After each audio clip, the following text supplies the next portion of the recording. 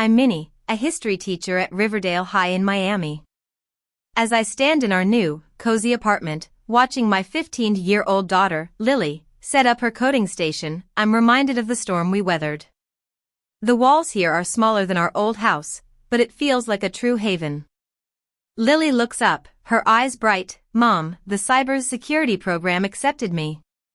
I can't help but smile, my heart swelling with pride. Months ago, our world was on the verge of collapse, but now, we're on the path to a new beginning. It all started when my phone buzzed in the dead of night.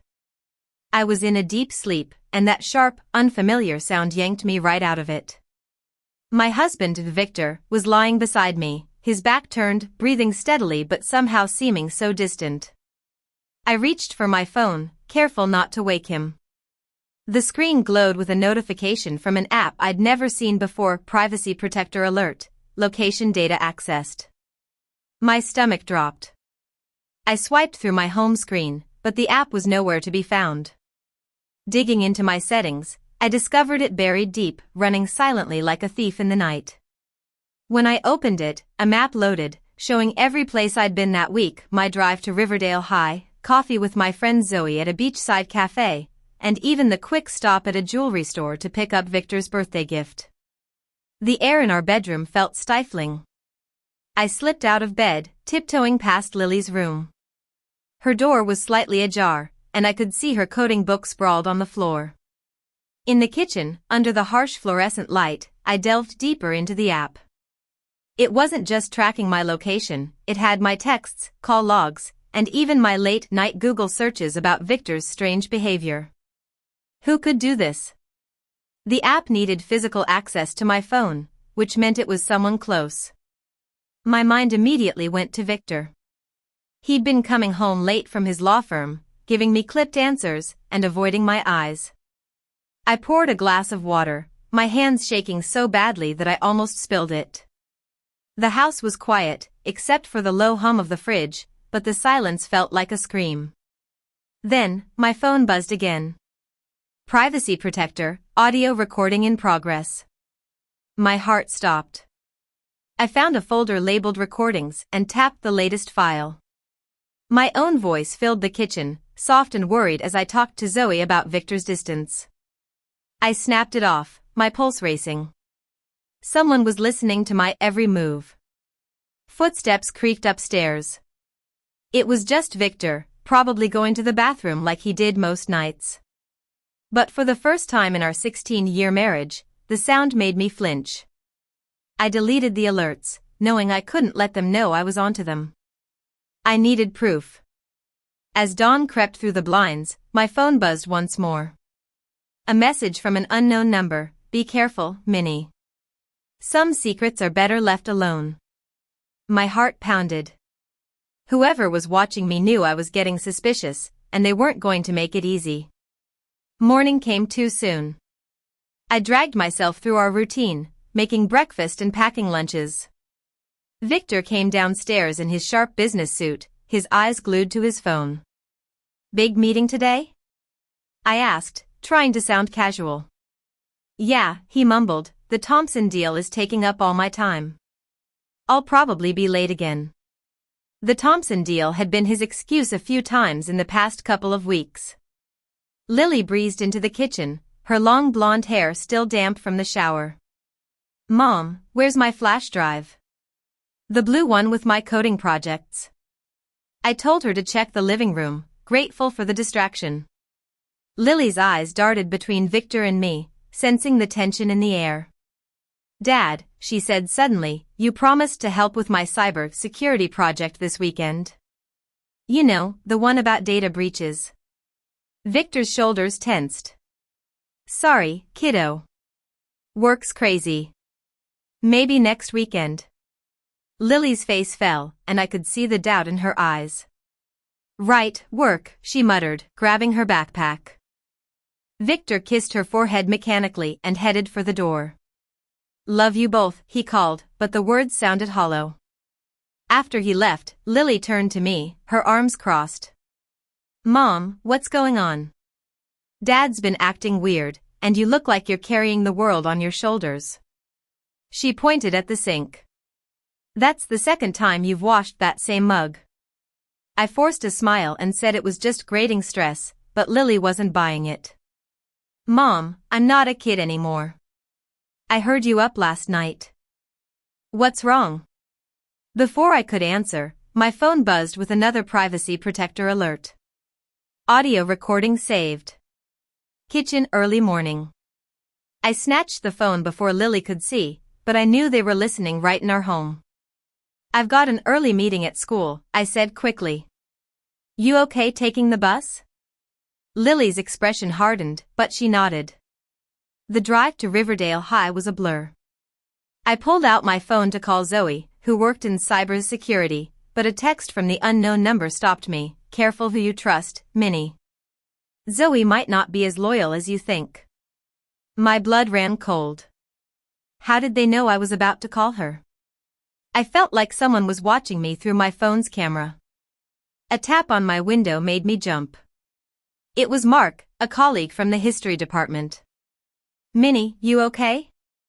The staff meeting's starting. I nodded, grabbing my bag, but my mind was elsewhere. I couldn't trust my phone, my husband, or maybe even Zoe. And worst of all, I could feel the distance growing between me and Lily. I decided to visit an old friend, Jake. His office was above a small diner in downtown Miami.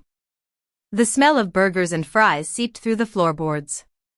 His desk was cluttered with coffee cups and case files, but his eyes were sharp. I slid my phone across his desk and asked if he could trace the app. He squinted at the screen. Privacy Protector Pro. This isn't your average app. It's high-end, used by professionals, and it costs a fortune. He typed something into his laptop. Bought 5 weeks ago through a shell company.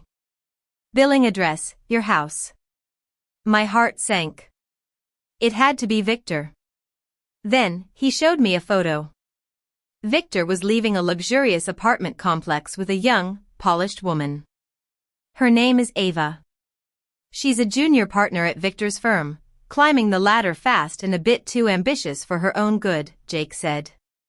My phone buzzed with another privacy protector alert, but I ignored it. These photos were from the nights Victor claimed he was working late on the Thompson deal. Jake clicked through more files. The shell company's been paying for that apartment. It's an expensive place. Someone must be helping with the rent.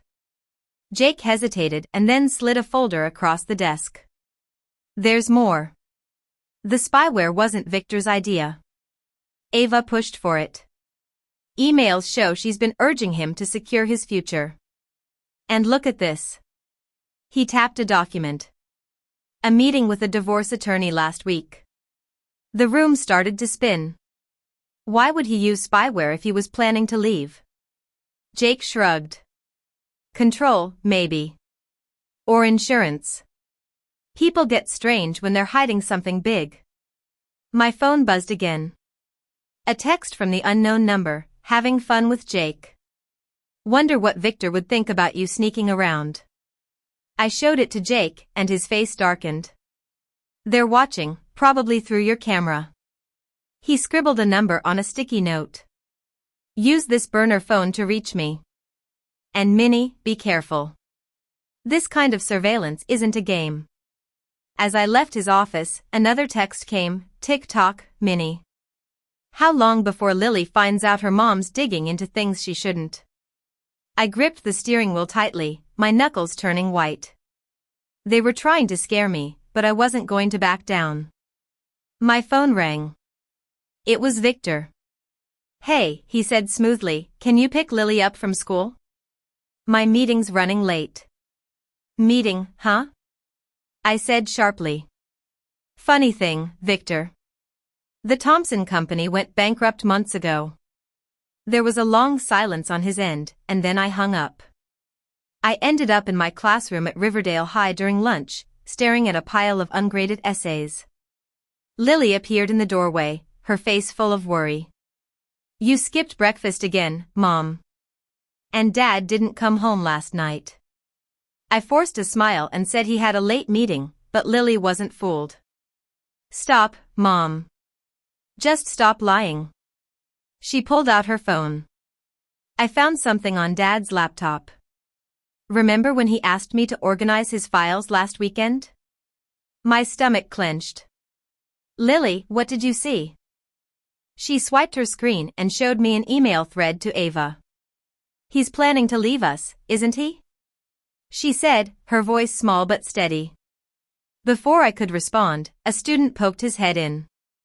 Ms. Davis, Principal Thompson needs you. Says it's urgent. My heart sank as I followed him to the principal's office. Victor was sitting there, his courtroom smile in place, next to Principal Thompson, who looked uncomfortable. Ms. Davis, Principal Thompson began, shifting in his seat. Serious concerns have been raised. Allegations of inappropriate meetings with a private investigator during school hours and questions about your emotional stability affecting your teaching. Victor chimed in, his voice dripping with fake concern. I'm worried about you, honey. The paranoia, the accusations, these secret meetings. It's not you. Let me help. I took a deep breath. I have proof. The Privacy Protector app, you and Ava installed it. The shell company, the apartment. And I have recordings of every conversation for the past 5 weeks, including with students and parents.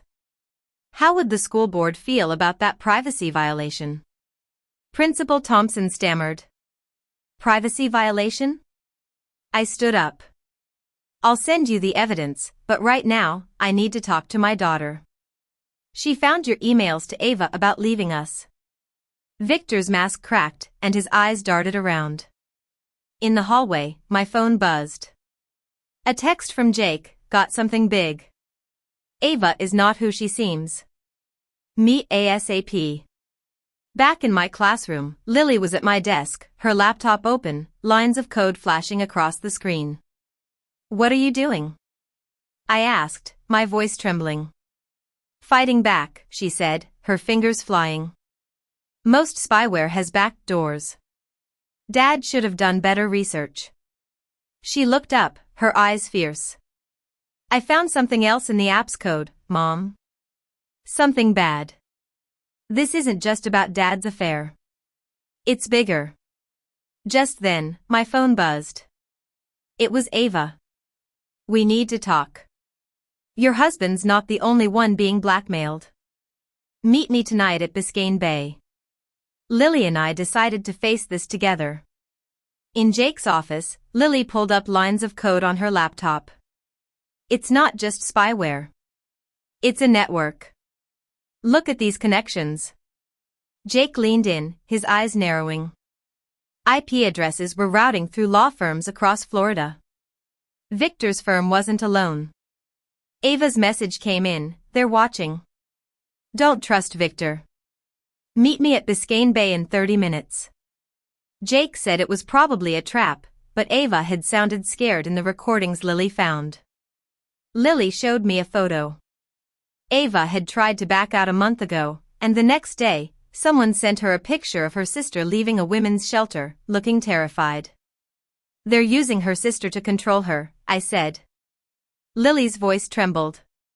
There's more, Mom. That college fund Dad set up for me, it's not mine. The money's being funneled through shell companies, the same ones paying for the spyware. Dad's helping them launder money. The room spun. Victor wasn't just having an affair and spying on me, he was involved in something criminal, dragging Lily into it. My phone buzzed with a video of Lily walking home from school and a message, back off or she's next.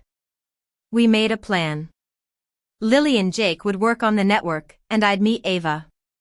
At Biscayne Bay, Ava was sitting on a bench, looking small and defeated. They're watching, she whispered.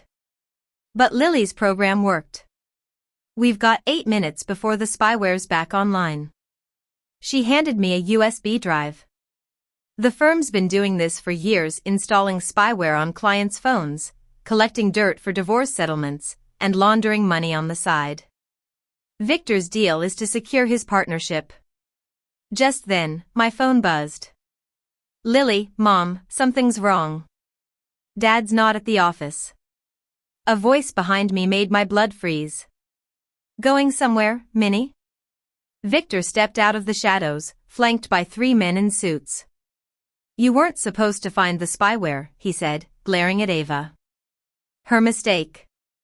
Like your mistake with Lily's college fund. I stepped in front of Ava. You're ruining our daughter's future. Victor's smile was cold. It's about our future, Minnie. The firm's offering me a partnership, real power. All I had to do was play their game. He gestured to the men. We can handle this quietly. A clean divorce, full custody of Lily, a nice settlement. Just walk away. My phone buzzed again. Jake, FBI's coming. Stall him. I kept my voice steady. And if I don't? Victor held up his phone, showing a live feed of the women's shelter. That bright future Lily has in coding could vanish. Shame if she got caught hacking. I was filled with rage. You'd threaten your own daughter? Victor stepped closer, his tone almost pleading. I'm protecting her, teaching her how the world works. Take the deal. But I thought of Lily and all the families this firm had hurt. I held up my phone, showing a live stream of Victor's confession to Jake and the FBI. Neither did you, I replied as flashlights lit up the bay.